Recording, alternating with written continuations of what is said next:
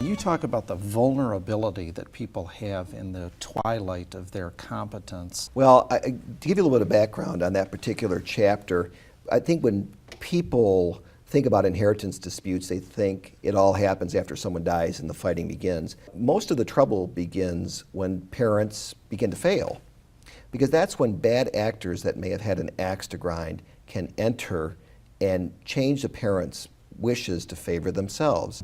While a parent is alive and thinking very clearly, there are, things are in order, at least whatever order that they hope to have. Once they begin to fail, it becomes a very, very difficult and a dangerous situation, because family members can swoop in, and most of the inheritance disputes that we see begin at that stage, and then you have to try to undo documents after death, which is very hard to do. It's a very uphill battle. Dementia is very prevalent. There are some ancillary conditions that go with dementia. Number one is depression. Anxiety is very, very prevalent in people with dementia, and paranoia is as well. Paranoia is the biggest problem in estate planning. Let's say one child has stuck around to help mom and dad. Well, once they get paranoid, they begin to blame that family member that's been helping them with all their items and their finances. They think they're stealing from them.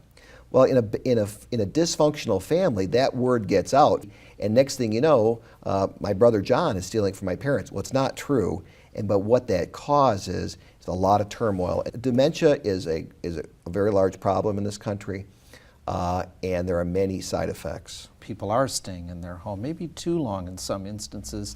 And you mentioned that that can cause vulnerability as well. The vast majority of elder abuse happens from family members, and the best way to abuse somebody is if they are isolated in their own home. Yes, people want to stay in their homes, and it's clear in my practice that many stay well beyond a point where it's safe. Isolation is not your friend as you grow older, even though it seems as though you want to be in your house. Now, let's focus a little bit on the solution. All of the extra special wrapped packages of problems that I'm leaving my family is probably not the inheritance I want to leave. But I don't want to deal with my family's problems, and I just live my life. Let them solve the problems. I personally feel that my family and who I leave behind is my most lasting legacy. Do I leave healthy, happy people that thrive, that make good families, have good children? That happens to be very important to me, and I think it should be for most people. It all begins with planning, having things in writing, working with competent estate planning and elder law counsel, updating your plan over time, and when you begin to fail, hopefully you can be honest with yourself and realize, I can't live alone anymore, and I need to get some appropriate help, and be cognizant of your own diminishing capacity so you don't end up being the crazy person wandering around in your own home, subject to all kinds of predation by inside the family and out. Can you wait too long to do those things? No question. I mean, if you, people don't understand what's going on. They can't sign their name.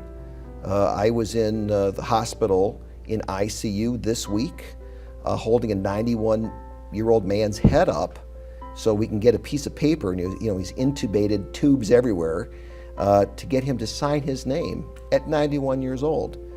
To me, I think he understood the issues, but that is no way to spend your final days on earth trying to take care of your business. I think a lot of this, Greg, comes back to the fear of death that we all have. And it's not just procrastination when it comes to estate planning. It's addressing your own mortality, looking that in the eye, and being able to plan for the day when both you can't make your own decisions and when you pass.